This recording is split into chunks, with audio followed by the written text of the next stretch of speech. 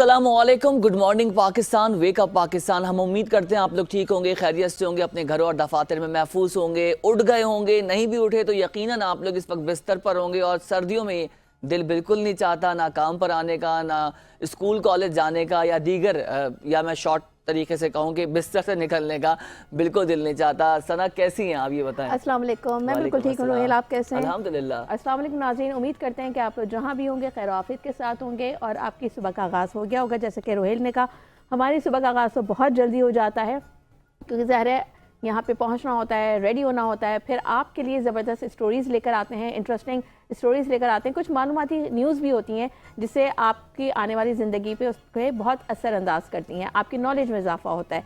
तो बढ़ते हैं शो की जानिब। आज क्या हम कर रहे हैं, सबसे पहली स्टोरी क्या है हमारे पास? आज हम सबसे पहले बात करेंगे फलों की। ऐसा कौन सा फल है जिससे खाकर आपके जो सेहत है वो बेहतर हो सकती है, आपकी स्किन अच्छी हो सकती है, आपका स्टमक बेहतर हो सकता है, और ख़ास तौर पे आपके अंदर खून की रवानी जो है। आप स्ट्रॉबेरी की बात तो नहीं कर रहे? बिल्कुल ऐसा ही है। ओके, मेरी भी बहुत फेवरेट ये फ्रूट है और बहुत ही टेस्टी होती है और इसके फ़वाइद जैसे कि अभी रोहिल ने बताया बहुत सारे हैं।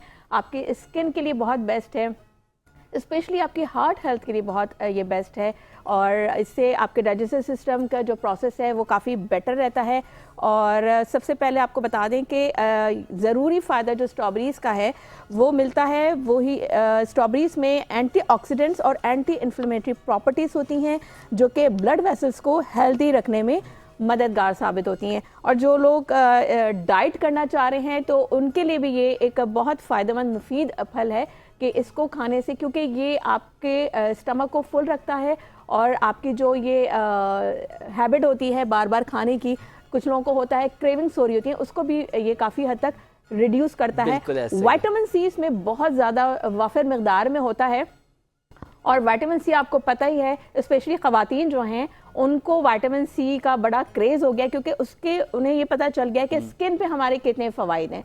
हमारी स्किन उससे ग्लो करती है, फ्रेश रहती है, और जो एज के साथ साथ over the period of time आपकी स्किन पर रिंकल्स आ जाते हैं या पैचेस पड़ना शुरू हो जाते हैं, इसको भी वो काफ़ी हद तक रिड्यूस करती है। और एक छोटा सा आपको टोटका बताती हूँ, जिनके लिप्स जो है वो काफ़ी डार्क हो जाते हैं तो आप पेट्रोलियम जेली में इसको मैश करके अगर आप मिक्स करके रख लें और उसको आप डेली लगाएं तो आप देखेंगे आपके स्ट्रॉबेरी की तरह लिप्स जो है वो पिंक पिंक हो जाएंगे। बस मुझे तो लग रहा है कि सना आप इस पे भी प्रोग्राम कर सकती हैं कि किस तरह से आप अपने वेलबींग, अपनी सेहत, अपनी स्किन का ख्याल रख सकते हैं। और बहुत खूब कहा कि इसके बेशुमार फ़वाइद हैं। और ख़ास तौर पे एक बात नाज़रीन के, पहले पाकिस्तान में ये बआसानी दस्तयाब नहीं होती थी क्योंकि अब इसकी पैदावार भी पाकिस्तान और पंजाब में बिलखुसूस होना शुरू हो चुकी है और पूरे पाकिस्तान में ये आसानी से मिल जाती है। लेकिन इसमें एक चीज़ ये है कि इसकी जो लाइफ होती है वो बहुत कम होती है। आप 7 से 8 दिन में इसको कंज्यूम कर लें, नहीं तो ये ख़राब हो जाती है। फिर मार्केट वाले में भी आप देखें केमिकल्स लगाकर ये अगर डब्बों में बेच रहे होते हैं तो ऊपर की लेयर सही होती है, नीचे ख़राब हो रही होती है, तो इसको जल्दी खा के ख़त्म कर लें। लेकिन मज़े की बात इसमें ये कि इसको हर जनरेशन के लोग पसंद करते हैं, बच्चे हों, हम लोग हों, या हमारे वालिदैन हों, या उनके भी वालिदैन हों अगर वो हयात हैं, तो हर किसी को ये अच्छे लगते हैं। इसके खाने के मुख्तलिफ तरीक़े हैं। अगर हमारे पाकिस्तान के कल्चर की बात करें तो हम इसको फ्रूट में, कस्टर्ड में, खीर में, और मुख्तलिफ जो मीठे बनते हैं उसमें बच्चे बड़े शौक से, वो तो आपको पता है कि अच्छा सर्दियों या गर्मियों आइसक्रीम तो खानी है। और फिर बच्चों की बड़ी फेवरेट आइसक्रीम होती है कि अगर आप जाएं आइसक्रीम पार्लर तो वो सबसे पहले उनकी डिमांड होती है कि जी स्ट्रॉबेरी आइसक्रीम खानी है, क्योंकि वो मज़े की भी बहुत होती है, टेस्टी भी, क्योंकि इसका जो टेस्ट है वो थोड़ा सा टेंडेंट भी होता है, थोड़ा सा स्वीट भी होता है। और जैसे कि अभी आप रोहिल कह रहे हैं कि ये बहुत जल्दी ख़राब होने वाला फल है, इसकी लाइफ ज़्यादा नहीं होती, तो इसके लिए थोड़ी सी खट्टी होती है, वही ना, सोर टेस्ट होता है उसका, तो थोड़ा सा मज़ा ही का लगता है। और लेकिन अगर आपका गला ख़राब है तो उन दिनों आप ज़रूर इसको अवॉइड करें। दूसरी बात ये कि इस हमारे पास तो ये मसला नहीं है ना कि आपने बहुत दूर जाके फल ख़रीद के लाने, आप तो अपने घर से निकलते हैं तो लोग जो है जो फल फरोश हैं वो आपकी गली में ही मौजूद होते हैं, तो आप स्मॉल क्वांटिटी में लेकर आएँ, जैसे ही वो ख़त्म हो जाए फिर आप दोबारा लेकर आएँ ताकि वो आपका फल ज़ाया ना हो, आपके पैसे ज़ाया ना हो। और इसको बहुत ज़्यादा नहीं खाइए, जैसे हर फल या हर सब्ज़ी का डॉक्टर्स ये कहते हैं कि मुनासिब मकदार में लीजिए। अब ये नहीं कि आप लोग ये सोचें कि इसके बेशुमार फ़ायदे हैं कि आप 1-1 किलो जो है वो खाने की जगह इसको आपने खा लिया। जी स्ट्रॉबेरी का ये बहुत फ़ायदे हैं। हमने आपको कहा है एक लिमिटेड क्वांटिटी में खाएं, जिससे आपको फ़ायदा हो सके। देखिए जो स्पेशली जो डाइट करने वाले लोग हैं, क्योंकि उनको ये होता है कि ये अगर आपने लेट सपोज एक बोल फुल आपने अगर स्ट्रॉबेरी खा ली तो इट्स मतलब ये आपका पूरा फुल मील हो गया, आपको फिर मजीद कुछ खाने की ज़रूरत नहीं है। और प्लस आपकी जो ये एक्स्ट्रा या आपको जंक फूड्स खाने की आदत हो, अगर आप इससे कन्वर्ट कर लें, फ्रूट्स खाएं, क्योंकि देखिए वैसे भी हर मौसम के हिसाब से अल्लाह ताला ने फल रखे हैं जो कि हमारे लिए काफ़ी फ़ायदेमंद होते हैं, लेकिन उसको खाने के टाइमिंग्स हैं। आप उसको अगर गलत टाइमिंग्स में खाते हैं, अगर आप, क्योंकि ये जैसा कि अभी हमने आपको बताया कि ये फल थोड़ा सा टेस्ट में इसमें खटास भी होती है, ठीक है, तो उसमें आप क्या करेंगे, शाम में नहीं खाना है आपको आफ्टरनून में ही खा लेना है, स्पेशली जो बच्चे हैं, क्योंकि विंटर से स्टार्ट हो गए हैं, आपको पता है फ्लू कफ ये बहुत ज़्यादा जो है स्टार्ट हो जाता है, तो उसमें ये आपके लिए नुकसानदेह भी साबित हो सकता है। बिल्कुल ऐसा ही है। और सना आप इतनी दुरुस्त बात कर रही हैं, फलों का जूस बनाने से बेहतर ये कि उसको खाया जाए, इसमें विटामिन सी होता है रॉ फॉर्म में, बिकॉज उसके साथ साथ आपको दीगर फवाइद भी मिल रहे होते हैं। लेकिन लोग क्या है, जूसेस को प्रेफर इसलिए कर रहे होते हैं कि पीने में आसान लगता है और आसानी से वो पी सकते हैं या उनको अच्छा लगता है, सभी को अच्छा लगता है। लेकिन डॉक्टर्स की ये एडवाइस होती है कि जो भी फल है सीजन का, आप उसको जूस से बेहतर ये कि खाएं। तो हमारे यहाँ ये एक ट्रेंड है कि हम लोग जूसेस ज़्यादा प्रेफर कर रहे होते हैं, शेक्स बना लेते हैं। और वैसे भी देखें, कोई भी आप फ्रूट खाएं, उसको जब आप रॉ फॉर्म में खाते हैं तो उसके बेनिफिट्स आपको डिफरेंट मिलते हैं, और जब आप उसका शेक बना लेते हैं या जूस बना लेते हैं तो उसके बेनिफिट डिफरेंट होते हैं। लेकिन जब रॉ फॉर्म में आप खाते हैं तो उसके आपको फ़ायदे ज़्यादा होते हैं। जैसे आप कह रहे हैं कि डॉक्टर्स भी सजेस्ट करते हैं, असल में होता यह है कि अमूमन जो स्पेशली जो माएँ हैं उनका ये कॉन्सेप्ट होता है, जो मुझे लगता है शेक बनाने का या जूस बनाने का, कि अगर बच्चे नहीं खा रहे हैं तो कहते हैं किसी फॉर्म में तो चलो बच्चों खा लें। वो सिचुएशन होती है कि चलो शेक की फॉर्म में खा लेंगे, क्योंकि अमूमन बच्चे नहीं खाते, फ्रूट्स वगैरह अवॉइड कर रहे होते हैं। अच्छा और सना ये बताएं कि पूरा साल हमें स्ट्रॉबेरी की आइसक्रीम क्यों मिलती है, क्या वजह है? आई गेस ये प्रिजर्व कर लेते हैं, आर्टिफिशियल फ्लेवर्स भी यूज किए जाते हैं, क्योंकि आपको पता है कि आर्टिफिशियल फ्लेवर्स। सना से मैंने सवाल इसलिए किए कि सना ने आज बहुत तहकीक की है कि स्ट्रॉबेरी है कहाँ से, ये बेरीज आती कहाँ से, तो इसलिए सना इसको बेहतर जवाब देंगी। मैं स्ट्रॉबेरी भी बन के आई हूँ, क्योंकि मुझे पता था आज हमने इस टॉपिक पे बात करनी है। तो लेकिन यह है कि बहरहाल आई विश कि मैं यहाँ लेकर आती, आपके साथ शेयर करती, और हम यहाँ प्रोग्राम में बैठ के खाते तो वो ज़्यादा अच्छा लगता। और जी तो स्ट्रॉबेरी तो बस स्ट्रॉबेरी से को हम यहीं रखेंगे, क्योंकि अगर हमने ज़्यादा स्ट्रॉबेरी पे बात की ना तो फिर हमारा खाने का दिल चाहेगा। और इस वक्त आपको पता है कि सुबह सुबह स्ट्रॉबेरी मिलना जो है वो नामुनासिब होता है। सुबह लोग कॉफ़ी की बात करते हैं, चाय की बात करते हैं, अंडों की बात करते हैं, हमने अंडे पे भी बताया था। हमारे भी कॉफ़ी ठंडी हो रही है, चाय ठंडी हो रही है। नाज़रीन मज़ीद खबरों पे भी बात करेंगे, मज़ीद टॉपिक से बात करेंगे, और बात करते हैं स्टॉक मार्केट की। स्टॉक मार्केट ने पहली बार 1,16,000 पॉइंट्स का संगे मील अबूर किया है। 100 इंडेक्स की जो बात करें अगर, तो 1,525 पॉइंट्स बढ़कर 1,15,828 पॉइंट्स की रिकॉर्ड सतह पर ट्रेड कर रहा है। इसे स्टॉक मार्केट में मौजूद हैं हमारे नुमाइंदे जिब्रान, उनसे बात करेंगे। अस्सलाम वालेकुम Jibran, and very good morning to you. कैसे हैं आप, खैरियत से हैं? वालेकुम सलाम जी, मैं बिल्कुल खैरियत से हूँ, आप सब ठीक हैं? अल्हम्दुलिल्लाह हम भी खैरियत से हैं। अब ये बताइएगा, आप इस वक्त वहाँ मौजूद हैं, कैसा माहौल देख रहे हैं स्टॉक एक्सचेंज में? देखिए अच्छा दिन था पाकिस्तान स्टॉक एक्सचेंज के लिए और एज वेल एज इकोनॉमी के लिए। जो इंटरेस्ट रेट हम एक्सपेक्ट कर रहे थे, तकरीबन 2% एक्सपेक्ट कर रहे थे, तो वो हमारी तवक्कुत के मुताबिक आया है। और लेकिन इसमें मज़ीद कमी हो जाती तो जो आपकी जो इकोनॉमी है वो ज़्यादा अच्छा बूस्ट कर सकती थी। लेकिन 2% भी सही है, लेकिन आइंदा आने वाले जो महीने में जो मॉनेटरी पॉलिसी है हम उसको एक्सपेक्ट करें, क्योंकि सिंगल डिजिट में होना बहुत ज़रूरी है। जिस तरह इन्फ्लेशन का रेट, इंटरेस्ट रेट का रेट और आपका जो दूसरी चीज़ें हैं वो नीचे आई हैं, तो इसका इफेक्ट इस पर आना चाहिए। इसकी वजह से होता ये है कि आने वाले दिनों में जो महंगाई की जो शरह है वो भी कम होगी, और एक जो इंडस्ट्री हमारे काफ़ी टाइम से जवाल का शिकार थी उसमें भी जो बेहतरी आना शुरू हो जाएगी।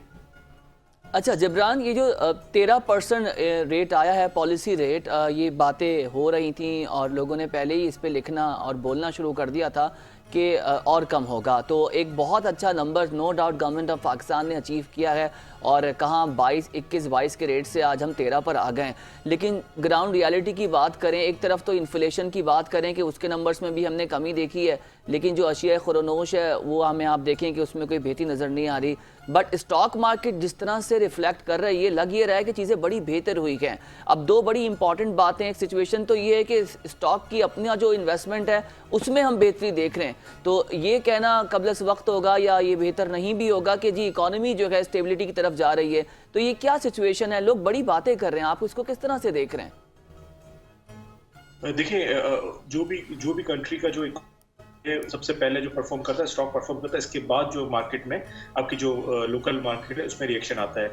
तो आइंदा आने वाले दिनों में जो है हमारी जो लोकल मार्केट में जितनी चीज़ें भी कम होंगी, जिनके प्राइसेस हैं वो भी कम होंगे, लेकिन इसमें जो गवर्नमेंट को भी थोड़ा सा साथ जो चेकिंग वगैरह करते हैं प्राइस वगैरह, तो उन पे थोड़ा डिपेंड है कि वो थोड़ा सा मॉनिटर करें अच्छे तरीके। प्राइसेस हैं जो गवर्नमेंट ने जो तय किए हैं उसके हिसाब से चीज़ें जो है वो मिलना शुरू हों, और करें कि हम जो 22% से तकरीबन एक 13% पे आ चुके हैं।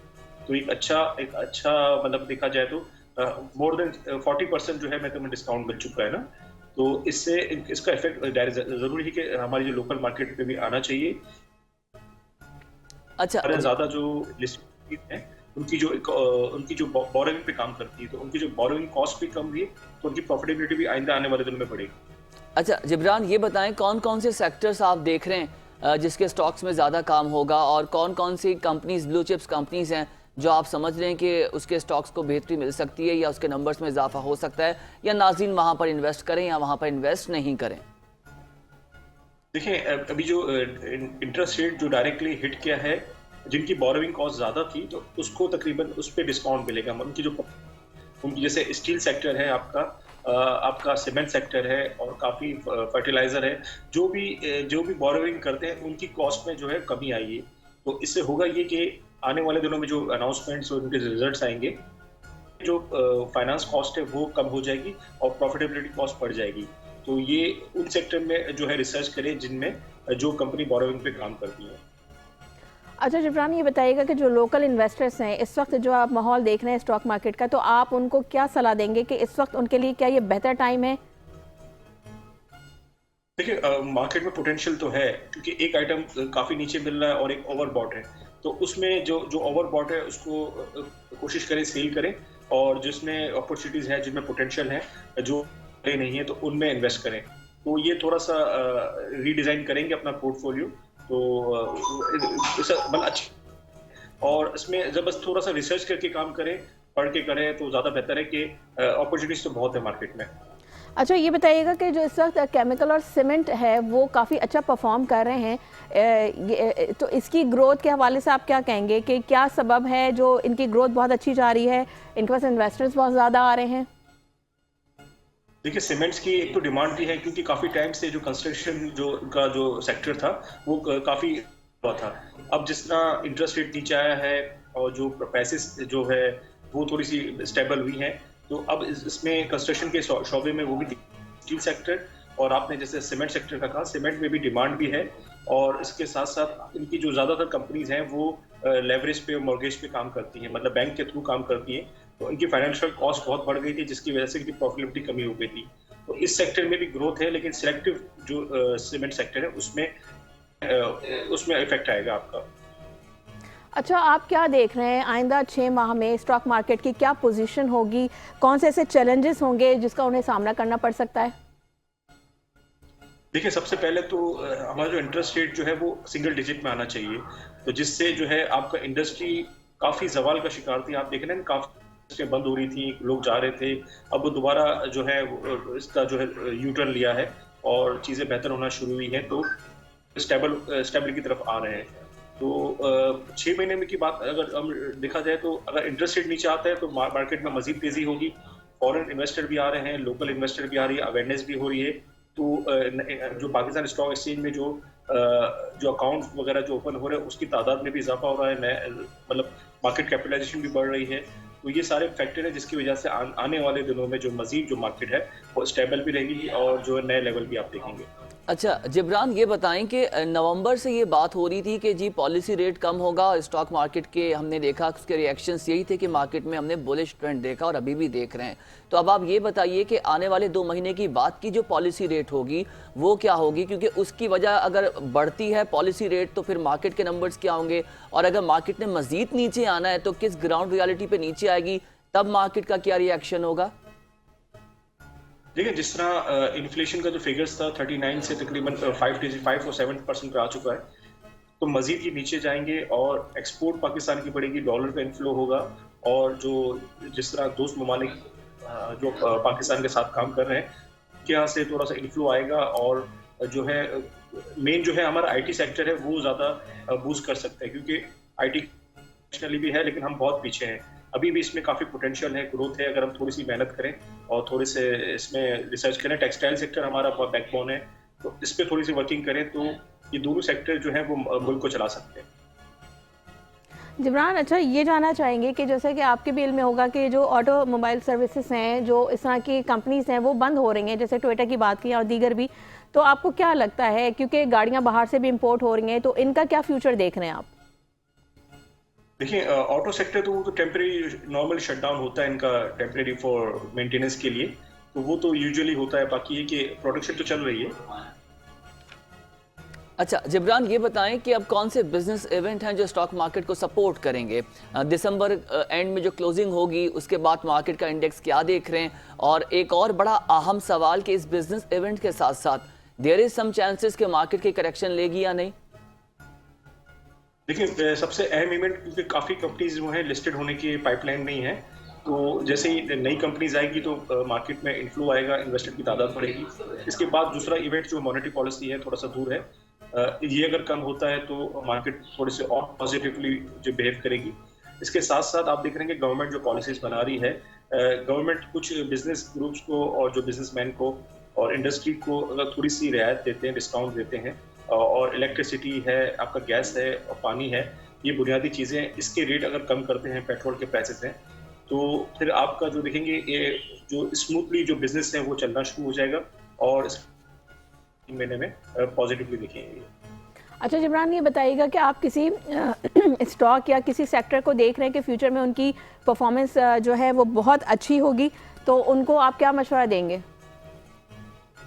देखिए ऑल ओवर तो सभी सेक्टर ने अच्छा परफॉर्म किया है, लेकिन स्पेशली टेक्सटाइल सेक्टर जो है वो अभी तक वो चीज़ नहीं परफॉर्म किया जो हम एक्सपेक्ट कर रहे हैं। तो उसके जो बुनियादी मसाइल जो है ना, उनके सिटी बहुत ज़्यादा हाई है, लेबर बहुत हाई है और आपका जो लॉ एंड ऑर्डर सिचुएशन और दूसरे सेक्टर्स, इसकी वजह से वो नहीं चल सका। तो उस पर थोड़ी सी इनको थोड़ा सा रिलीफ देंगे गवर्नमेंट अगर देती है, तो आने वाले दिनों में ये सेक्टर भी अच्छा बूस्ट कर सकता है। अच्छा अब ये बताएं जिब्रान कि इस वक्त हम जो सिचुएशन देख रहे हैं उसमें जो ट्रेडर्स हैं वो एक इबहाम है, एक कन्फ्यूजन का शिकार हैं कि वो समझते हैं कि इस वक्त जिस रेट पे अभी मार्केट में इन्वेस्ट करेंगे, क्योंकि मज़ीद पता नहीं है कि मार्केट ने कहाँ तक जाकर दोबारा एक करेक्शन बड़ी लेनी है, क्योंकि 1,15,000 16,000 ये आसान नंबर्स नहीं हैं। ये इसका भी आप हदफ देखें तो टाइम लगता है, 6 7 महीने का ड्यूरेशन हमने स्टॉक एक्सचेंज के माजी में देखा है, लेकिन ये गुज़िश्ता 2 या 3 माह में जिस तरीके से मार्केट ने अपने आप को ऊपर लेके गई है, तो लोग थोड़ा सा मोहतात हुए हुए हैं। एक अनसर्टेन सोच कह लें या माहौल कह लें है, और उसमें भी लोग अगर थोड़ा सा रिजर्व होकर इन्वेस्ट करेंगे, तो आप क्या एडवाइस करेंगे, क्या बताएंगे कि मार्केट ने अभी इस ट्रेंड को आगे लेके चलना है या होल्ड करके लोग स्टॉक्स बैठ जाएं अपने? देखिए मार्केट तो इसी तरह चलती रहेगी, बस जो 100 इंडेक्स है वो कॉम्बिनेशन है, वो 100 कंपनीज का है, जो अच्छी 10-100 कंपनी है उसका कॉम्बिनेशन है 100 इंडेक्स। उसमें ज़्यादा जो है उसमें जो है मिक्सचर है, कभी स्टील सेक्टर बढ़ जाता है, कभी फर्टिलाइजर बढ़ जाता है, तो वो इसी तरह चल रहा है। लेकिन अभी भी पोटेंशियल तो है बाजार में, क्योंकि इस अपनी डिसीजन आप अपना पैसा लगाएं और रिसर्च करके काम करें, तो स्टॉक के अलावा भी जो है दूसरे कोई भी बिजनेस में आपकी जो है रिसर्च जरूरी है। ठीक है जी। अच्छा जिब्रान, एक आपसे सवाल और पूछना चाहूँगी कि जो पाकिस्तान की जो इन्फ्लेशन है वो 4.90% है और इंटरेस्ट रेट जो 13% है, तो ये इकोनॉमिक सेक्टर को जो है वो किस हद तक जो है अफेक्ट करेगा? देखिए मैं जो समझता हूँ मेरा पर्सनल ये कि इंटरेस्ट रेट मतलब जो है वो सिंगल डिजिट में होना चाहिए। जो हमारे जो दूसरे कंपेयर करें दूसरे कंट्रीज से, तो 6.5 7.5 और मैक्सिमम 10 आ रहा है।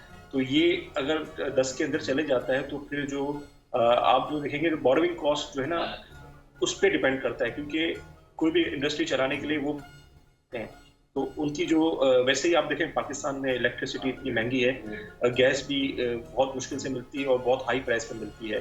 तो ये सारे फैक्टर्स हैं जिसकी वजह से जो है ना कहीं रिलीफ मिल जाएगा इंडस्ट्रियलिस्ट को, तो वो अपना जो निज़ाम जो है वो बेहतर तरीके से और अच्छी प्रॉफिटेबिलिटी से चला सकते हैं। अच्छा जिब्रान, आखिरी सवाल फिर आपसे इजाज़त लेंगे कि आप क्या प्रेडिक्ट करेंगे कि आने वाली जो मॉनेटरी पॉलिसी है उसका रेट क्या देख रहे हैं? अगर आपकी प्रोडक्शन सही हुई तो आज का क्लिप फिर हम चलाएंगे आपके नाम से मंसूब। So I wish के should be one single digit, मतलब 9 और 10, बट देखते हैं जो भी स्टेट बैंक फैसला करती है, तो क्योंकि उनको भी सब चीज़ें देख के मेंटेन करना पड़ता है, सारी चीज़ें जो है इन्फ्लेशन की फिगर्स और एक्सपोर्ट और डॉलर रेट रिजर्व वगैरह। तो आई विश के इतना हो जाए, but they are trying to best. अच्छा है, रिलीफ दिया है कि 22% से तकरीबन 13% तक तो आ चुके हैं, अब मजीद 3% की अभी गुंजाइश है ना। अच्छा आखिरी एक और सवाल जिब्रान, ये बताएं कि IMF का जो अब अगला बजट आएगा उससे पहले आपको क्या लग रहा है कि हम स्टेबिलिटी की तरफ होंगे बजट बनाने में? और 8-9 एक आइडियल हम समझ रहे हैं, क्योंकि 22 से एकदम से बहुत कम वक्त में इस रेट पर आना ये कोई आसान हदफ नहीं है, एक बहुत बड़ी कामयाबी अगर समझें तो। आप समझते हैं कि अगले IMF के बजट से पहले स्टॉक मार्केट के नंबर्स और इकोनॉमी और हमारा जो इंटरेस्ट रेट है वो क्या होगा? देखिए इकोनॉमिक सिग्नल्स हैं वो तो पॉजिटिव है। अब मजीद जो है हमें जो डॉलर का रेट है उसको कम करना है, और रियल टाइम मार्केट में जिस तरह लोकल मार्केटों में चीज़ें जो रेट्स हैं उसको भी नीचे लाना है। जिस तरह दूध दालें वगैरह जितनी चीज़ें थी एट द टाइम ऑफ 22% और इन्फ्लेशन जब 39% पीक पे था, उस वक्त इसके क्या प्राइस थे और अब क्या प्राइस है, क्योंकि वो प्राइस में जो है आम सार्फिन को वो फैसिलिटी नहीं मिली, वो मार्जिन नहीं मिला। तो वो उस पर थोड़ा सा फोकस करेंगे तो फिर जो है आप रियल टाइम में जो है आप देख सकते हैं कि ये बेहतर होगा। ठीक है, बहुत शुक्रिया जिब्रान सरफराज, इक्विटी डीलर हैं ये, और हमें इतना टाइम देते हैं, इनको हमने अपनी फैमिली समझ लिया सना, और हम इनको अपना नुमाइंदा समझते हैं, तो इसलिए और आपका बेहद शुक्रिया जिब्रान, क्योंकि हमें पता है स्टॉक्स में जो ट्रेडिंग कर रहे होते हैं, जो पोर्टफोलियो मैनेज कर रहे होते हैं, इक्विटीज़ देख रहे होते हैं, ये सुबह 9 बजते ही जो है मार्केट ओपन होती है तो एक बड़ा जो है अफरा तफरी का टाइम होता है, तो आकर काफ़ी बेहतर और मजबूत तरीके से अपना ये एनालिसिस और तज्जिया देते हैं हमें। बहुत शुक्रिया आपके वक्त का जिब्रान। और अब कुछ सियासी बात कर लेते हैं। सियासी मैदान से बड़ी खबरें आ रही हैं, इस्लामाबाद सरगर्म है और तरमीम की बातें हो रही हैं। बिलखुसूस अगर बात करें तरमीम की तो मदारिस का मामला एक बार फिर उठ गया है और ताहिर अशरफी का बयान भी आया है जिस पे उन्होंने मुख्तलिफ पहलुओं पर बात की है। सबसे पहले बात कर लेते हैं कि जो हुकूमत है वो मदारिस के मामलात में किस तरफ जा रही है और क्या सोच रही है, और ताहिर अशरफी साहब का जो बयान है वो उसको किस तरह से रिफ्लेक्ट कर रहा है। मैं ज्वाइन किया इस्लामाबाद से बेनज़ीर मेहंदी ने, ब्यूरो चीफ हैं 5 न्यूज़ की। बेनज़ीर अस्सलाम वालेकुम एंड वेरी गुड मॉर्निंग, कैसी हैं आप, ठीक हैं? वालेकुम सलाम, गुड मॉर्निंग आप सबको भी। और इस्लामाबाद तो खबरों के हवाले से जैसे आपने कहा कि रात गए तक भी जो है वो कुछ मुलाकातें जारी रही हैं, और आज जो है मुश्तरका इजलास हो रहा है। जैसे कि अभी आपने बात की तो ताहिर अशरफी के बयान से वो यकीनन आपने बात की होगी, मदारिस का जो एक बिल है जो कि वजह तनाज़ा बना हुआ है बिटवीन गवर्नमेंट एंड JUI से, तो उसके ऊपर जो है वो आज मुश्तरका इजलास होगा, और इम्कान ये जाहिर किया जा रहा है कि जो बिल है मदारिस रजिस्ट्रेशन इंतहाई अहम है, इसको पार्लियामेंट से पास करवा लिया जाए। तो क्या खबरें हैं अंदर की, हम ये जानना चाह रहे हैं सना और मैं कि बेनज़ीर अंदर की खबर क्या लाई है पार्लियामेंट से निकाल कर आप क्या खबर लाएंगे। प्लस एक और बात, क्योंकि इस वक्त सर्दी का मौसम है लेकिन इस्लामाबाद में सियासत का मौसम कैसा है, वहाँ काफ़ी गर्मा गर्मी देखने में आ रही है, तो ये बताइएगा कि आप इस हवाले से क्या आप खबरें हमें देंगी। जी सना, देखिए सियासत का मौसम तो जो है वो बहुत ही गर्म है, और इस्लामाबाद का मौसम वो इंतहाई सर्द है। रात को भी यहाँ पे दर्जा हरारत जो था वो 0 से नीचे चला गया था, और इंतहाई सर्दी है, जितनी सर्दी है उतनी सियासी गर्मी है। अब ये मदारिस रजिस्ट्रेशन बिल जो था, ये 20वीं आईनी तरमीम आ रही थी। आपको याद होगा कि मौलाना के घर के बहुत ज्यादा चक्कर लेकर आए थे, और मौलाना फजलुर रहमान ने एक अहम किरदार अदा किया इस 26वीं आईनी जो था दोनों ऐवानों से पास करवाने में, इसको बिल मंजूर करवाने में, और अब वो कानून का हिस्सा बन गया। उसी के अंदर मदारिस रजिस्ट्रेशन का बिल भी था। मदारिस रजिस्ट्रेशन का बिल ये था कि जो एक बोर्ड जो थे वो पहले काम कर रहे थे, और अब जो 10 नए बोर्ड थे वो और बनाए गए थे। यानी जो हैं वो जो पुराने बोर्ड के तहत थे वजारत तालीम के अंदर आ रहे थे, वजारत सनअत व तिजारत के अंदर आ रहे थे, और अब चंद मदारिस जो हैं नई कानून साजी के तहत वजारत तालीम के अंदर आ रहे थे। ये बिल पास हो गया, लेकिन जैसे कि बिल पास होता है और वो कानून बनने के लिए सदर के पास जाता है और सदर उस पर दस्तखत करते हैं और वो कानून का मुल्क का कानून का हिस्सा बन जाता है या आइन का हिस्सा बन जाता है। लेकिन सदर पाकिस्तान ने इसके ऊपर एतराजात लगा के वापस रेफर कर दिया था पार्लियामेंट को। पार्लियामेंट में ये जो दोनों ऐवान की कमेटी थी, इन्होंने इस बिल में तमाम उलमाए कराम को, हमने देखा कि इस्लामी नजरियाती कौंसल हों, बाकी तमाम फिक्र के जो उलमाए कराम थे वो, और एक कॉन्फ्रेंस भी की गई थी जिसमें अता तारड़ भी शामिल थे। सब साथ मिलकर बैठे और फिर कोशिश ये की गई कि जो तहफ़्फ़ुज़ात हैं इस बिल के ऊपर उसको दूर किया जाए। और ये तहफ़्फ़ुज़ात जो है ये 1860 सोसाइटी एक्ट के तहत जो मदारिस बोर्ड का जो मदारिस बोर्ड जो अब जो नए बने हैं, ये 10 बने हैं मदारिस बोर्ड, क्योंकि जो थी हमने ये जो जैसे जैसे वक्त बढ़ रहा है मुल्क में ज़ाहिर है मदारिस की भी तादाद बढ़ती जा रही है। तो 5 बोर्ड पहले थे और 10 बोर्ड अब बनाए गए हैं। तो ये जो कॉन्फ्लिक्ट है ये पुराने और नए बोर्ड के दरमियान कॉन्फ्लिक्ट है, और उसी की वजह से जो है ये तमाम तनाज़ा खड़ा हो रहा है। अच्छा, अब जो गवर्नमेंट के लिए इसमें सबसे बड़ी मुश्किल ये हो गई कि इस वक्त देखें कि इस वक्त गवर्नमेंट एक बहुत मुश्किल का शिकार है। हमने देखा कि JUI फे ने कहा कि अगर ये बिल फौरी तौर पे सदर ने साइन नहीं किया, ऑल्दो दिनों मुलाकात भी हुई थी बिलावल भुट्टो जरदारी की भी, और उन्होंने यकीन दहानी करवाई थी कि हम आपके तहफ़्फ़ुज़ात दूर करवाएंगे। ज़ाहिर है सदर ने करना है ये बिल पास, और सदर जो है वो सदर आसिफ अली जरदारी हैं।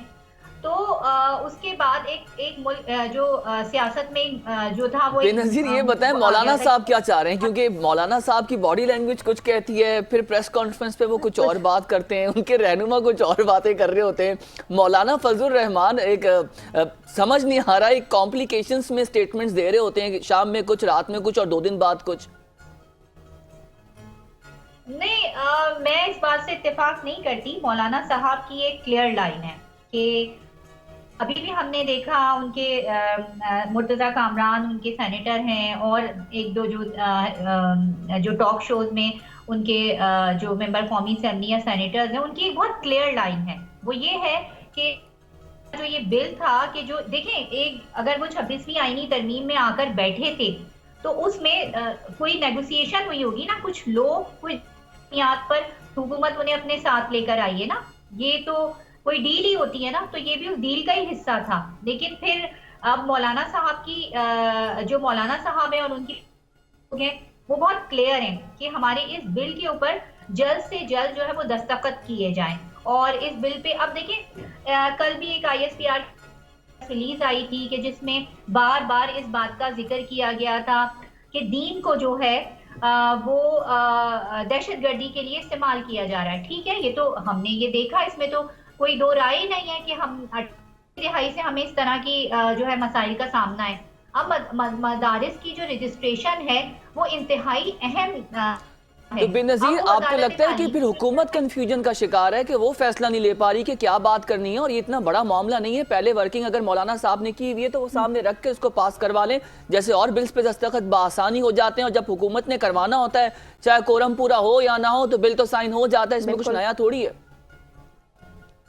देखिए, ये अब आप पॉइंट पर आए हैं, बिल्कुल ये आप सही पॉइंट पर आए कि हुकूमत जो है ना वो बौखलाई हुई है, हुकूमत क्लियर नहीं है इस मामले में। मैं सुबह देखते हैं हम अता तारड़ कुछ और बयान दे रहे होते हैं, शाम को राना सनाउल्लाह कुछ और बयान दे रहे होते हैं, ख्वाजा आसिफ कुछ और बयान दे रहे होते हैं। हाँ, इरफान सिद्दीकी हैं, उन्होंने कल एक बयान दिया, और अभी भी थोड़ी देर पहले भी बात हो रही थी उनसे। तो जो पार्लियामेंट का सेशन हो रहा है उससे हम ये बिल पास करवा लेंगे। लेकिन बात हुकूमत की नहीं है, बात जो आके अटकी है ना वो पाकिस्तान पीपल्स पार्टी पे आके अटकी है, बात जो अटकी है वो सदर पे आके अटकी है। और अब ये मैं ना कि ये वो वक्त है कि जब आपने देखा कि पीपल्स पार्टी भी हुकूमत से कुछ नाराज नजर आ रही है, एक कमेटी बनाई गई है। इस बिल को तो हम अगर एक तरफ रखें, ये बिल तो एक जिसे कहते हैं ना वजह है कॉन्फ्लिक्ट की छोटी सी। फिर हमने ये देखा कि MQM इत्तेहादी है, वो भी ये कहती नजर आ रही है कि हमारा हुकूमत छोड़ने में ट्रैक रिकॉर्ड अच्छा नहीं है, जो कि नहीं है, सही बात है। कल मेरी बात हो रही थी के रहनुमा जो है डॉक्टर फारूक सत्तार से, और उनकी कल मुलाकात थी मौलाना फजलुर रहमान से कि वो भी उनका इस बारे में साथ दें।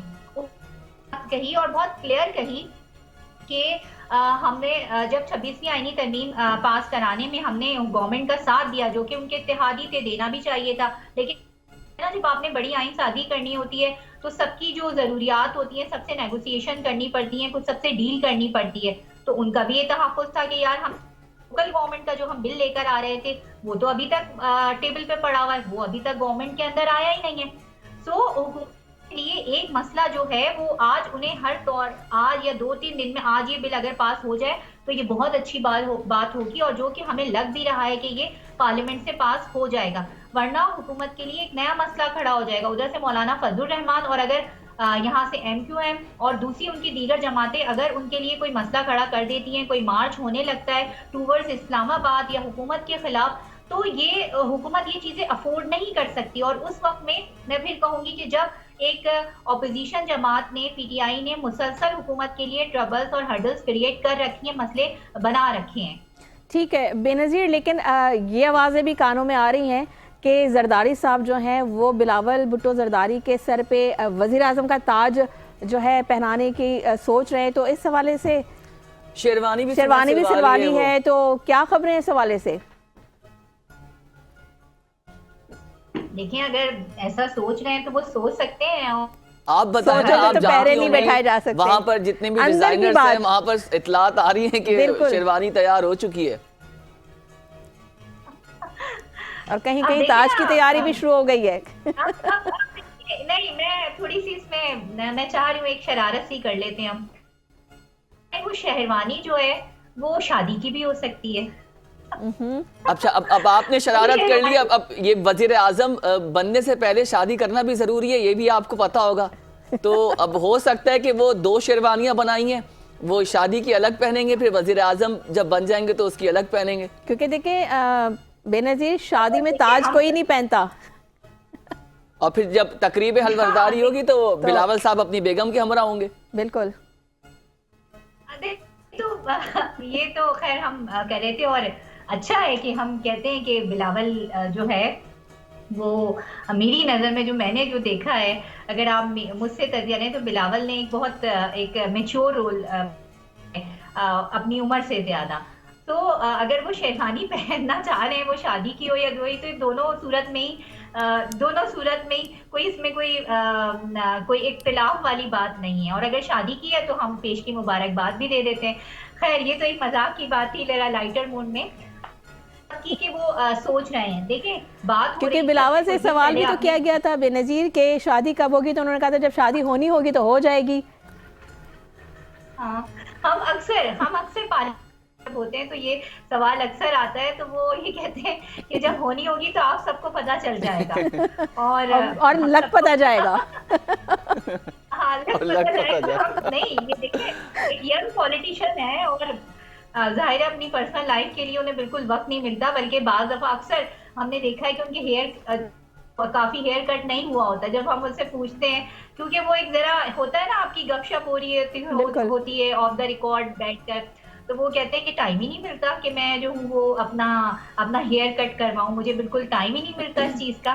तो अगर देखें शादी हो रही है तो ये तो अच्छी बात है ना, इसमें तो कोई इसमें पॉलिटिक्स करने वाली बात नहीं। हाँ, अब आपने अब हम आ जाते हैं, let's come to the point कि उन्होंने बात की कि वजीर आजम की, तो बात हो रही थी एक कौमी हुकूमत की। आपने देखा था कहीं से एजेंडा पुट किया गया था कौमी हुकूमत का, और ये कहा गया था कि कौमी हुकूमत आएगी, उसके अंदर जो है वो नून लीग पीपल्स पार्टी भी होगी, और हाँ सबसे बड़ी बात है PTI होगी। तो मैंने हमेशा यही बात कही है, PTI जो है वो किसी भी कौमी हुकूमत कैसे बनेगी कि कोई ऑपोजिशन ना हो, PTI आके साथ बैठ जाए। तो मैंने ये बात पहले भी कही थी, इस बात पे कायम हूँ कि PTI का जो मिजाज है, जो उनका वे ऑफ पॉलिटिक्स है, आपको ऐसा लगता है कि वो किसी कौमी हुकूमत का हिस्सा बनेंगे? वो जो जिस तरह वो मार धाड़, अभी भी अली अमीन गंडापुर के जिस तरह के बयानात मौजूद हैं, पल में तोला पल में माशा, पता ही नहीं चलता कि वो एक बयान किस तरफ से आ रहा है, क्या हो रहा है, क्या मिजाज चल रहा है। और ये उनके अपने लीडर्स ऐसे हैं, और ये जो बानी पीटीआई हैं, उनका वे ऑफ पॉलिटिक्स बिल्कुल इसी तरह का है। ये तो आप वो बात अगर सही किसी कर रही हैं कौमी- बेनजीर। अब खबर ये दें कि अगला जो बजट है IMF का बजट होगा वो मौजूदा हुकूमत वजीर आजम शहबाज शरीफ के दौर में होगा या हम नया चेहरा देखेंगे? खबर ये दें।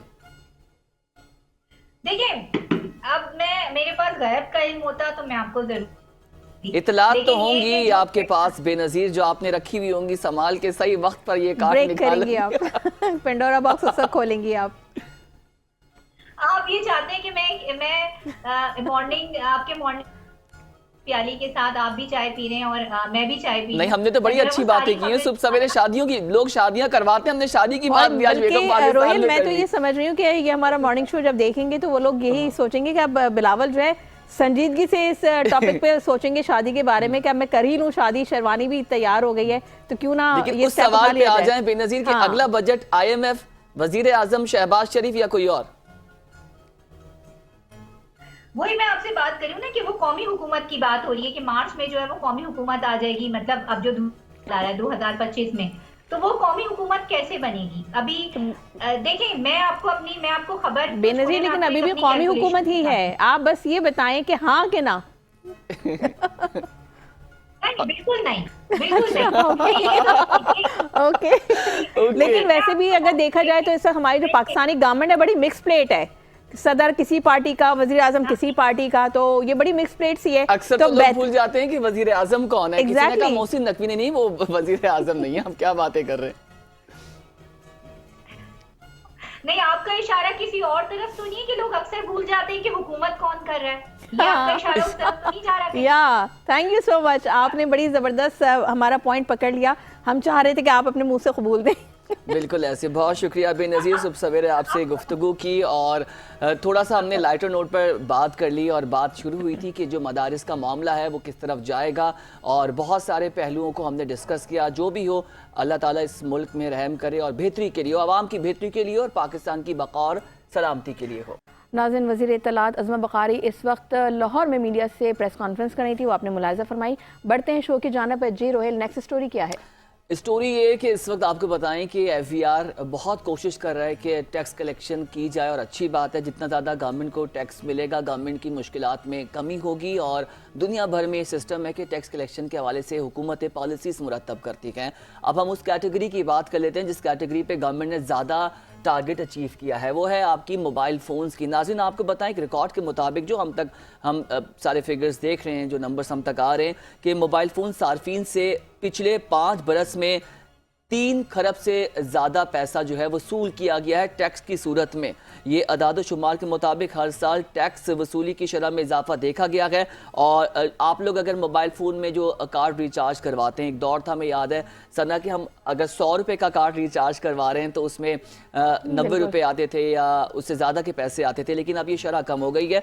तो जो आप पैसा इसमें कटवा रहे हैं, तमाम सार्फिन जो है वो गवर्नमेंट को सपोर्ट कर रहा है टैक्स कलेक्शन के हवाले से। तो मोबाइल सार्फिन का ये जो सिलसिला है, ये इंटरनेट पैकेज से कबल अपने मोबाइल फ़ोन में कार्ड या इजी लोड के ज़रिए बैलेंस करवाते हैं। इसके लिए हुकूमत को टैक्स की अदायगी करना होती है, जो आपके पैसे कट जाते हैं। ये भी बताया नाज़रीन के मोबाइल फ़ोन सार्फिन 100 रुपये का कार्ड लोड करने पर 27 रुपये टैक्स वसूल कर लिया जाता है और बाकी जो पैसे होते हैं, आई थिंक 72 जो है, अगर मैं 100 रुपये की बात करूँ तो वो आपको मिलते हैं। फिर उसके बाद आप अपने पैकेजेस का सिलसिला शुरू करते हैं। इंटरनेट पैकेज हो गया, कॉलिंग रेट्स हो गया, अब तो हाइब्रिड और मुख्तलिफ पैकेज का नाम दे दिया। एक दौर था जब लोग इंटरनेट नहीं यूज़ करते थे मोबाइल पर इतना ज़्यादा, तो उस वक्त जो रेट मुझे याद पड़ रहा है वो अगर 100 रुपये का कार्ड है तो 99, 98, 95।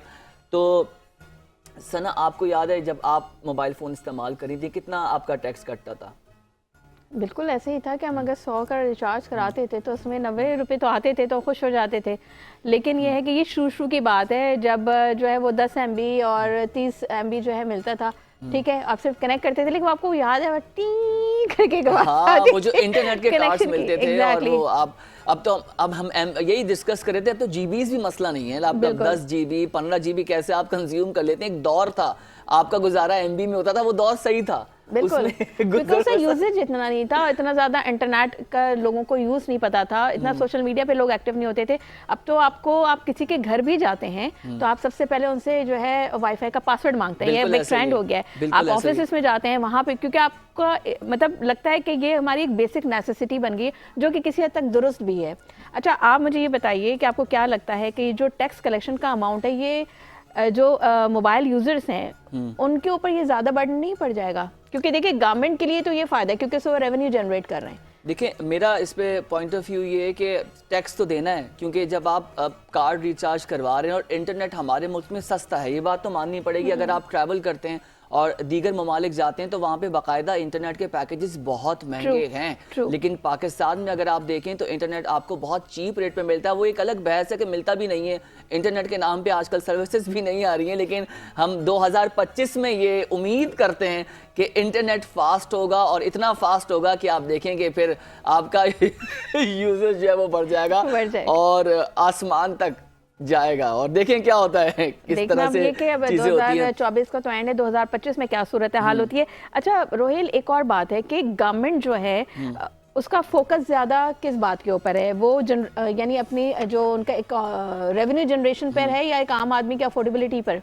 देखें, दोनों चीज़ें। हम ये नहीं कह सकते कि सरकार इस वक्त बैठ के सिर्फ ये प्लान करे कि हमने जबरन टैक्स कलेक्ट करना है। गवर्नमेंट के भी इनिशिएटिव्स यही होते हैं कि हमने आवाम को रिलीफ देना है, क्योंकि वो मैंडेट लेके आते हैं अपना, और उसके बाद उनको अपनी सस्टेनेबिलिटी बरकरार रखनी पड़ती है आवाम में, क्योंकि वो वोटर है और उससे उनकी क्रेडिबिलिटी में इजाफा होता है। ताकि और फिर एक दफ़ा के मामलात नहीं हैं, और हुकूमतें जो पॉलिटिकल पार्टीज़ जो मेच्योर हैं वो बहुत ज़्यादा ये भी सोचती हैं कि हम आवाम को बेनिफिट दें। लेकिन हमारे जैसे माशरे में और मुल्क में जहाँ पर IMF प्रोग्राम्स इनरोल्ड हैं और हमारी अपनी पॉलिसीज़ भी हम नहीं लगा सकते, क्योंकि हमें ज़ाती फैसले तो करने नहीं पड़ते, क्योंकि इसमें डेफिनेटली डिफरेंट स्टेक्स होल्डर हैं, उनकी राय लेनी पड़ती है। फिर बजट्स आते हैं, उसके बाद एक बहस और एक कॉन्फ्लिक्ट का सिलसिला शुरू होता है। बिल्कुल नाज़रीन, आगे बढ़ते हैं। आपको बताएंगे कि महकमा स्कूल एजुकेशन सिंध ने मैट्रिक और इंटरमीडिएट तलबा के सालाना इम्तहानात 2025 के लिए निसाब में 25% कमी करते हुए 75% सिलेबस से इम्तहानात लेने का फार्मूला तैयार कर लिया है। नोटिफिकेशन के जरिए इसका बाकायदा खाका जारी कर दिया गया है। सिलेबस में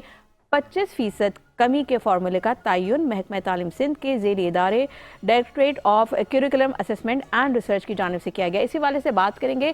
हमारे साथ मौजूद हैं नुमाइंदा खुसूसी 5 न्यूज़ इदरीस अराई। अस्सलाम वालेकुम इदरीस अराई, कैसे मिजाज है आपके? आप बखैरियत होंगे, बताइएगा इस हवाले से क्या अपडेट करेंगे आप? जी बिल्कुल। मैं आपको बताऊं कि महकमा तालीम की जो स्टीयरिंग कमेटी का इजलास पिछले महीने नवंबर की 28 तारीख को हुआ, और उसमें ये फैसला तय किया गया था कि महकमा स्कूल जो एजुकेशन है इसमें मैट्रिक और इंटर के तलबा के लिए जो 2025 के लिए जो निसाब किया था, तो उसमें तकरीबन 25% कमी का इन्होंने कमी का फैसला किया, और 75% पे जो है वो फाइनल जो सालाना इम्तिहानात हैं वो लिए जाएंगे। अच्छा, ये नोटिफिकेशन तो बेहतर है, क्योंकि बहुत ज्यादा सिलेबस होता है जिसकी वजह से वो सिलेबस पूरा नहीं हो पा रहा था, और असातिज़ा जो है उसकी वजह से शिकायत कर रहे होते हैं कि सिलेबस पूरा नहीं हुआ और इम्तिहानात सर पर आ गए। अच्छा, अब ये जो 25% की कमी का फार्मूला तयन किया है, इसमें महकमा तालीम सिंध के जो झेली अदारे directorate of curriculum assessment and research की जानिब से किया गया है, और इसमें 9वीं 10वीं 11वीं और 12वीं जमात के तमाम फैकल्टीज बशमूल science, humanities, commerce, general group, pre medical और प्री इंजीनियरिंग के लिए बाकायदा इसका जो है वो 75% से ही सिलेबस का आगाज किया जाएगा।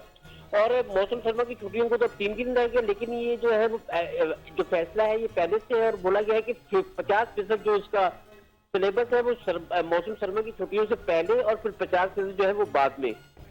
इसी तरीके से पाबंद किया गया है स्कूलों को कि 50% आपने मौसम सर्मा की छुट्टियों से पहले और 50% जो है वो मौसम सर्मा की छुट्टियों के बाद पढ़ाना है, ताकि बच्चे जो है वो इजीली हो कि जो इम्तिहानात दे। और जो जैसे पता है आपको कि 15 मार्च से जो है वो इम्तिहानात हो रहे हैं मैट्रिक के, और इंटर के जो है वो 15 अप्रैल से शुरू हो रहे हैं, तो उससे पहले सिलेबस कंप्लीट करना है, तो इसी वजह से ये 25% जो है वो सिलेबस कमी की गई है। जी अच्छा इदरीस भाई, ये बताइए कि इससे जो तलबा हैं उनका कोई नुकसान तो नहीं होगा, या उजलत में ऐसे जो फैसले किए जा रहे हैं, क्योंकि जो क्वालिटी अश्योरेंस है बच्चों की, जो तालीम हम असातिज़ा दे रहे हैं, स्कूल्स कॉलेजेस दे रहे हैं, उसमें बच्चों का कोई नुकसान तो नहीं होगा इस हवाले से?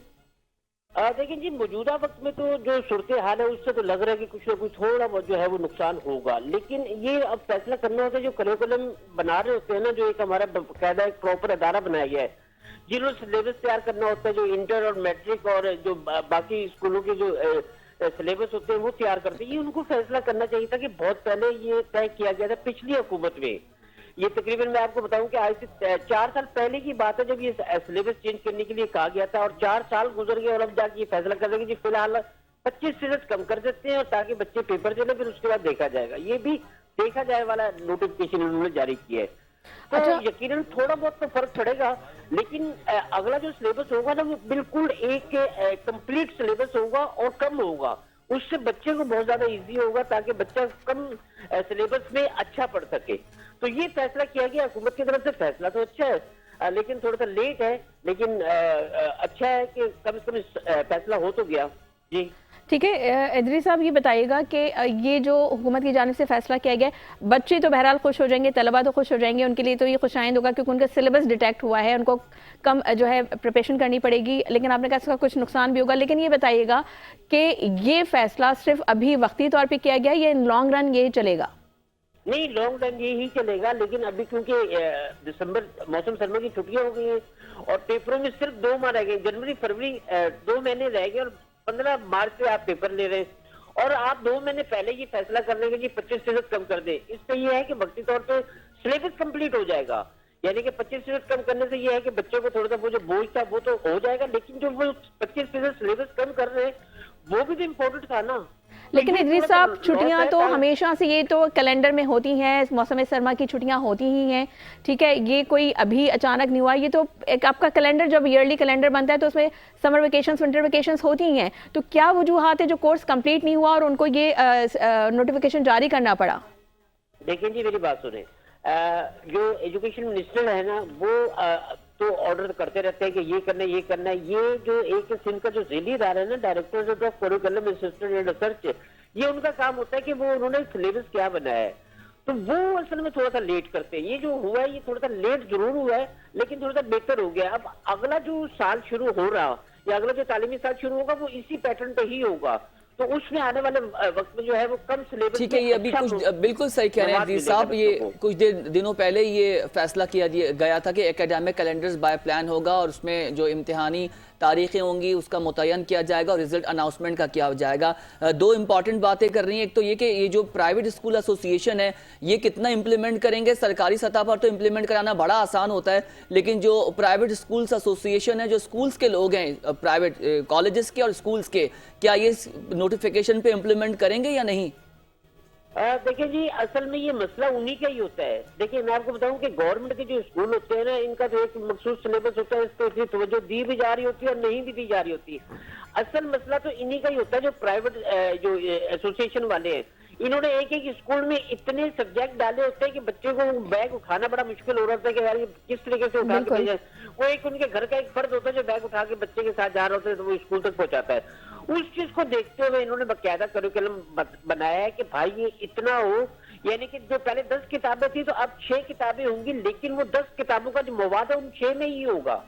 तो थोड़ा सा जो फालतू चीजें उसको थोड़ा सा कम करके इन्होंने एक मुकम्मल जो सिलेबस होना चाहिए वो बनाया है। और ये फैसला जो है ये स्टीयरिंग कमेटी, जो साल में एक बार स्टीयरिंग कमेटी का, महकमे तालीम की स्टीयरिंग कमेटी का इजलास होता है, उसमें तय किया जाता है और उसमें जितने भी लोग हैं, प्राइवेट सेक्टर के भी लोग होते हैं, गवर्नमेंट के भी लोग होते हैं, करिकुलम वाले भी होते हैं, सेक्टर एजुकेशन भी होते हैं, ये सारे होते हैं।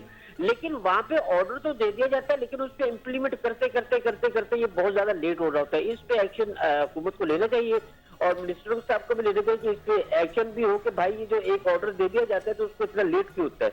ये सिर्फ उसी वजह से है, लेकिन ये है कि समथिंग बेटर है, कहते हैं कि लेट सही लेकिन थोड़ा बेहतर है। जी इदरीस साहब, ये बताइएगा कि आपने अभी जिक्र किया कि ज़ाहिर है ये जो अभी विंटर वेकेशंस आ जाएंगे उसकी वजह से उन्होंने डिले किया है और सिलेबस का डिटेक्शन किया है, तो ये बताइएगा विंटर वेकेशन इस दफ़ा हमेशा वो अपने रीति रिवाज को बरकरार रखते हुए कि जी वो एक फिक्स्ड है कि जी वो 20 दिसंबर से ही छुट्टियां होनी है, 1 जनवरी को खुलना है, क्योंकि अमूमी तौर पे देखा ये क्या है कि जब स्कूल खुलते हैं उस वक्त कड़ाके की सर्दी पड़ रही होती है और बच्चे बेचारे बीमार भी पड़ रहे होते हैं और फिर स्कूल खुलने के बावजूद बच्चों की छुट्टियां भी हो रही होती हैं क्योंकि शदीद सर्दी का सामना करना पड़ रहा होता है।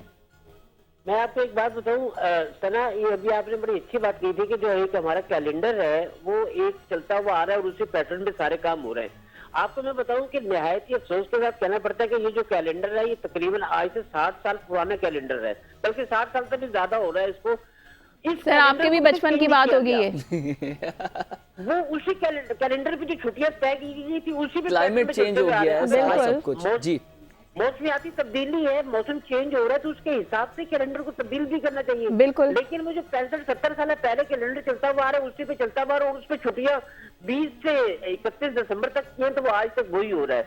ये कई बार जो है वो मीडिया की तरफ से भी मिनिस्टर साहब को कहा गया कि सर इस पर थोड़ा सा चेंज करें, इस पर चेंज करें, स्टेडियम कमेटी में बैठ के फैसला करें, लेकिन वो सुन तो लेते हैं लेकिन उस पर इम्प्लीमेंट नहीं होता।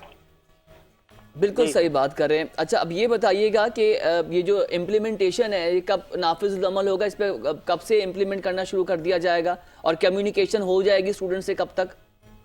देखिए जी, ये तो कल से इन्होंने कर दिया है। ये जो इसका नोटिफिकेशन है ये पीर से, यानी कि कल जो गुजर गया दिन है उसको इन्होंने एक बकायदा नोटिफिकेशन जारी किया है और जब नोटिफिकेशन जारी हो जाए तो समझो इससे इम्प्लीमेंट शुरू हो जाता है। तो अब इम्प्लीमेंट तो स्टार्ट हो गया कल से। अब देखना ये है कि जो प्राइवेट स्कूल है वो अच्छा इदरीस साहब ये सारे बोर्ड्स पे लागू होगा? अगर हम और ए लेवल्स की बात करें, दीगर बोर्ड्स की बात करें, सब पे नाफिजुल अमल होगा? नहीं जी, वो कैम्ब्रिज बोर्ड है, वो बिल्कुल अलग थलग बोर्ड है। ये सिर्फ जो सिंध गवर्नमेंट के जो बोर्ड है जैसे मैट्रिक बोर्ड और इंटर बोर्ड, ये सिर्फ उसी पे नाम वो है नाफिज होगा उस पे।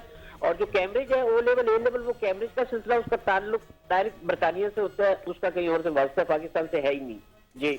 जी बहुत शुक्रिया इदरीस सराई, नुमाइंदा खुसूसी 5 न्यूज़ इस हवाले से डिस्कस कर रहे थे कि ये नोटिफिकेशन जारी कर दिया गया है। और सना आपने बड़ी अच्छी बात बोली कि जो तुलबा हैं वो बेचारे परेशान हो जाते हैं जब स्कूल्स की छुट्टियां होती हैं और उसके बाद जब वो जा रहे होते हैं सर्दी हो रही होती है। हाँ ये बिल्कुल अच्छी बात कर रहे थे हराई साहब के पुराना निज़ाम चल रहा है, क्लाइमेट चेंज हो चुका है, मौसम तब्दील हो चुके हैं, लेकिन उसी पैटर्न पे सारी चीज़ें हो रही हैं। उसी तरीके से जब जून जुलाई की छुट्टियां गर्मियों के लिए दी जाती हैं लेकिन उस वक्त मौसम अच्छा होता है और अगस्त में बारिशें या गर्मी का जो है शिद्दत में हम इजाफा देख रहे होते हैं तो तब भी एक्सटेंड करना पड़ता है। तो यही सारी सिचुएशन है। फिर ठीक है, बढ़ते हैं अब अपनी नेक्स्ट स्टोरी की जानिब। आपको बताएंगे कि एक बहुत ही तकलीफदेह इंसिडेंट हुआ है जिस पे हम बात कर रहे हैं। फैसलाबाद के एक गांव में एक मासूम 5 साल की बच्ची के साथ ना सिर्फ रेप का वाक़या हुआ बल्कि बेदर्दी के साथ उसको ब्रूटली इसको कत्ल करके खेतों में डाल दिया गया। इस हवाले से बात करेंगे, हमारे साथ मौजूद हैं bureau chief Faisalabad 5 news Sajjad Haider. अस्सलाम वालेकुम सजाद हैदर, बताइएगा ये जो दिलखराश वाक़या रूनुमा हुआ है, क्या अपडेट देंगे आप इस हवाले से? जी सना, 5 साला तौसीफ जो है उसकी रहने वाला तो तांबरे वाला था और 3 दरिंदा सिर्फ इंसानों ने एक नन्हे फूल को मसली कर रख दिया। 3 मुलजमान जिनमें वकास, बन्ने खान और लाबी शामिल हैं, इन्होंने हफीज को खेतों में ले जाकर बदफेली के बाद गला दबाकर उसे कत्ल कर दिया। ज्यादती का निशाना बनने वाला और कत्ल होने वाले बच्चे का वालिद सफदर जो है वो मेहनत मजदूरी करके अपना गुजर बसर करता था और सफदर जो है वो पिंडी शेख मूसा तहसील तांबरे आला थाना बालक के इलाके का रहायशी था। 15 दिसंबर को हसीस की वालदा उम्मे नीलम दोपहर के वक्त चारा काटकर जब घर वापस आई तो उसने देखा कि उसका बेटा घर में मौजूद नहीं है। नीलम ने अपने शौहर के साथ मिलकर अपने लगते जिगर की तलाश शुरू कर दी। तो जब करीबी खेतों में गए तो सरवर शाह के खेतों के करीब मट्टी के गड्ढे में इसका लगते जिगर दबा पड़ा था और उसके कपड़े जो हैं वो तन पर नहीं थे और उसके ज्यादती के बाद उसे कत्ल कर दिया गया बेदर्दी के साथ। पुलिस को मौके पर इतला दी गई। DIG फैसलाबाद CPO कामरान आदल ने टीमें तश्कील दी और उसके बाद जो मुकदमा भी दर्ज कर लिया गया। मुकदमे में जेर दफात 302, 376 और 201 और 34 की दफात जो है उसके तहत FIR दर्ज की है और पुलिस ने बर वक्त कार्रवाई करके 2 मुलजमान वकास और बन्ने खान को गिरफ्तार भी कर लिया है। और पूरे इलाके में एक इस टाइम जो सोगवार फिजा फैली हुई है क्योंकि एक नन्हा सा फूल जिसकी अभी खुशबू महक ना था, उसकी खुशबू फैलनी थी, वो उसको रोन दिया गया है। और ऐसे वाकयात ऐसे देही इलाकों में अक्सर आते हैं। फैसलाबाद डिवीजन में जंग, टोबा टेक सिंह, चिन्योट और इसके इर्द गिर्द जितने भी नवाही इलाके हैं वहां पर आए रोज ऐसे वाकयात रोजनमा होते हैं।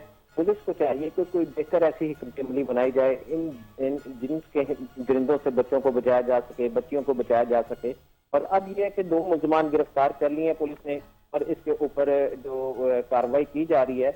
और अभी तक जो बच्चे के वर्षा हैं उनको दिलासा नहीं आ रहा कि हमारा बेटा जो कि चंद दिन पहले हमारे साथ खेल रहा था और आज हमें नहीं है। और पूरा इलाके की फिजा सोगवार है और बच्चे की जो वालदा है वो गम से निढाल है। जी सजाद, हमने माजी में भी देखा कि इस तरीके के वाक़यात रूनुमा होते रहे हैं बच्चियों के साथ, बहुत ही मासूम बच्चियों के साथ इस तरीके से दरिंदा सिफ़त लोग ये कार्रवाई करते हैं। और हमने ये भी देखा कि गिरफ्तारियां भी अमल में आती हैं, कमेटियां भी तश्कील दी जाती हैं, लेकिन उसके कोई नताइज सामने नहीं आते। उसका आप नहीं समझते कि उसके सबसे बड़ा रीज़न ये है कि जब तक कि उनके खिलाफ कोई सख्त कार्रवाई नहीं की जाएगी, उनको सख्त सजाएं नहीं दी जाएगी, उनको सरेआम फांसी नहीं दी जाएगी, तब तक इस तरह के वाक़यात नहीं रुक सकते। वहाँ की जो इंतज़ामिया है उनका क्या कहना है इस तरह की रोकथाम, इस तरह के केसेस की रोकथाम के लिए क्या सद्देबाब किया जा रहा है? क्योंकि जिनके लगते जिगर इस तरीके से ब्रूटनेस का शिकार हो जाते हैं तो उनको तो सब्र आ ही नहीं सकता। कैसे सब्र आएगा आप सोचें। तो इस तरह के वाक़यात की और इस तरह के जो जुल्म ढाते हैं, जो दरिंदा सिफत लोग हैं, मैं समझती हूँ उनको तो सरेआम फांसी देनी चाहिए। तो इस तरह की सजाएं क्यों नहीं दी जाती? क्योंकि उनके पीछे बड़ी उनकी सपोर्ट भी होती है, फिर वो जो मुल्ज़मान होते हैं वो गिरफ्तार तो होते हैं, कार्रवाई भी होती है, लेकिन उनको सजाएं नहीं मिलती और उनको रिलीज़ कर दिया जाता है। जी सना, आपने बड़ी खूबसूरत बात की। काश उस पर अमल हो जाए तो बहुत ही बेहतर है। ये जराइम और ये क्राइम बिल्कुल रुक जाएं। जैसे आपने कहा सरेआम इनको फांसियां दी जाएं, ऐसे लोगों को अल्लाह करे हमारी हुकूमत गवर्नमेंट जो है वो इस पे कोई अमल करे, इस पे अमल दरामद करे, ताकि जो बच्चे हैं वो अपने माँ बाप से ना बिछड़ सकें, उनको अजियतों का सामना ना करना पड़ा, कोई शैतानी भेड़ियों के हाथों उनकी इज्जतें महफूज रहें। और सबसे बड़ी बात यह है कि जब FIR दर्ज होती है, FIR में गवाहान होते हैं, कभी वो मुनहरफ हो जाते हैं और कभी जो मुद्दई हैं उसके ऊपर सियासी समाजी प्रेशर डालकर मुकदमा वापस देकर सुलहनामा अदालत में दे दिया जाता है, जिससे मुल्ज़मान को फायदा होता है और मुल्ज़मान बरी हो जाते हैं। ये रियासत की जिम्मेदारी है। अगर गवाहान मुनहरफ हो गए हैं या मुद्दई जो है वो अपनी FIR के ऊपर कार्रवाई नहीं करवाना चाहता, तो रियासत को चाहिए कि उस पर स्टैंड ले और ऐसे खुसूसन ऐसे जुर्म जिन पे बच्चों की ज्यादतियां हैं, बच्चों के साथ बदफेली है और उनको कत्ल किया जाता है, ऐसे किसी भी किस्म के जुर्म के ऊपर किसी किस्म का किसी को भी कोई कॉम्प्रोमाइज नहीं करना चाहिए। चाहे वो बासर अफराद ने किया हो, चाहे किसी गरीब के साथ हुआ हो, कानून सबके साथ एक जैसा होना चाहिए और रियासत को अहम किरदार इसमें अदा करना चाहिए। सज्जाद, आप रियासत की बात कर रहे हैं तो अब ये हम देखते आ रहे हैं और हमने माजी में भी देखा कि हर जगह पूरे पाकिस्तान में हमें कोई इस तरह के वाक़यात देखने को और सुनने को मिलते हैं। मुख्तलिफ पॉलिसीज़ बनाई जाती हैं, बच्चों को तहफ़्फ़ुज़ फराहम करने की पॉलिसी में इबाहम क्यों और क्यों रियासत इस पर संजीदा नहीं सोच रही, बैठ रही? बहुत सारे केसेस देख रहे हैं। क्या हम यही देखते रहेंगे? इस तरह से बच्चों का तहफ़्फ़ुज़ कौन किसकी जिम्मेदारी है? पुलिस अपना काम कर तो रही है लेकिन किस सतह पर कर रही है? और देही इलाकों में वाक़यात ज़्यादा हो रहे हैं, बच्चे आराम से किडनैप हो जाते हैं, ज़्यादती हो जाती है और कोई पूछने वाला नहीं है। 2 दिन अफसोस होता है, तीसरे दिन एक नई बात कर रहे होते हैं।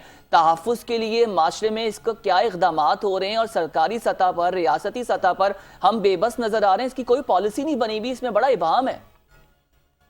जी रुहेल, बिल्कुल चाइल्ड ब्यूरो एक्ट जो है वो बच्चे तहफ़्फ़ुज़ के हवाले से हुकूमत ने बनाया है, मगर बदकिस्मती से ये एक्ट जो है वो किताबों तक रह गया है। कानून नाफिज करने वाले अदारे सिर्फ इनकी तहरीरें बना देते हैं, इन पे अमल दरामद नहीं करते।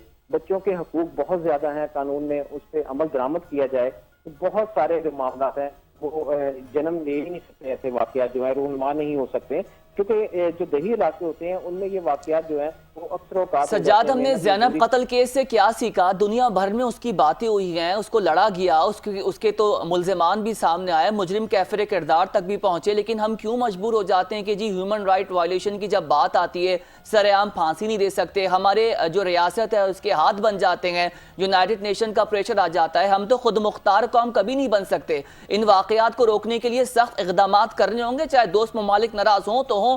हमारा काम है अपनी माओ को, बहनों को, बच्चों को प्रोटेक्ट करना। जी बिल्कुल रुहेल, आप सही कह रहे हैं। इस्लाम में इस बात का वाज़िया दर्ज दिया गया है कि कत्ल का बदला कत्ल है। अगर हुकूमत इंसाफ चाहे तो अगर किसी नन्हे फूल की जान को उसको मसल दिया जाता है, उसकी जिंदगी खत्म कर दी जाती है, तो उसके लवाकिन को कम से कम सब्र आ जाएगा कि उसके मुल्ज़मान जो है उनको भी फांसी दी गई है, उनको भी सरेआम जो है वो गोली मारी गई है। तारीख में फैसलाबाद में सरेआम एक फांसी दी गई थी धोबी घाट में, और 1980 की दहाई की बात है ये। तो उस वक्त के बाद यकीन करें कि कम से कम 2 साल कोई जुर्म नहीं किया था उन लोगों ने जिन्होंने कत्ल किया था। तो सरेआम फांसी देने की वजह से बहुत से जराइम करने वाले अफराद जो थे वो डर गए थे। अगर ऐसा कानून, अगर जो इस्लाम में मौजूद भी है कि हाथ के बदले हाथ, कत्ल के बदले कत्ल, अगर ऐसा कानून अपना लिया जाए, हमारी हुकूमत इन पे अमल दरामद शुरू करवा दे या अपने बनाए हुए कानून पर अमल शुरू करवा दे, तो बहुत सारे जुर्म जो है वो होने से रुक सकते हैं और बहुत सारे बच्चे बच्चियों को दरिंदगी का निशाना बनने से रोका जा सकता है, बचाया जा सकता है। मगर बदकिस्मती से यहाँ पर कोई कानून नहीं है, कोई अमल बरामद करवाने वाला नहीं है। वज़ीर-ए-आला पंजाब मरियम नवाज शरीफ साहिबा को चाहिए कि इस पे फौरन ऐसा रूल दें, ऐसा कानून बनाए कि जो बच्चों और बच्चियों को तहफ़्फ़ुज़ हो, उन हर माँ बाप को ये इस चीज़ का एहसास हो कि हमारे बच्चे जो हैं हमारे पाकिस्तान पंजाब में अगर घूम रहे हैं तो वो महफूज हैं। इसका क्रेडिट वज़ीर-ए-आला पंजाब को लेना चाहिए। वो बच्चों और बच्चियों को तहफ़्फ़ुज़ फराहम करें, उनके वालिदैन के साथ उन इलाकों में जाएं, जाके उनके साथ मुलाकात करें कि कौन लोग यहाँ पे क्रिमिनल माइंड के हैं। पुलिस अफसरान को वहाँ पे तलब किया जाए कि उनकी फरिश्ते तैयार की जाए, जो लोग भी इस तरह की बैठक में बैठते हैं या उनका रहन सहन ऐसे लोगों में है, उनकी फौरन निशानदेही की जाए, उनके ऊपर नजर रखी जाए। बहुत शुक्रिया सज्जाद हैदर आपकी तफसीलात का, और इस वाक़े से मुताल्लिक आप तफसीलात फराहम कर रहे थे। सना, बड़ा अफसोसनाक वाक़या है और हम कब तक मजम्मत करते रहेंगे। अब बड़े अफसोस से ये कहना पड़ता है कि हम पाकिस्तान जो है इस्लामी मुमलिकत है ये, लेकिन उसके बावजूद इस्लामी क़वानीन का यह नफाज नहीं है, क्योंकि इस्लाम में तो है कि चोरी करने पे हाथ काट दिया जाता है। तो इस तरह के वाक़यात पे तो खुलेआम फांसी देने में कोई उनको इज्तनाब होना नहीं चाहिए। लेकिन बहरहाल अल्लाह ताला सबके बच्चों को महफूज रखे और इस तरह के वाक़यात की रोकथाम के लिए हुकूमत पाकिस्तान कुछ कर सके।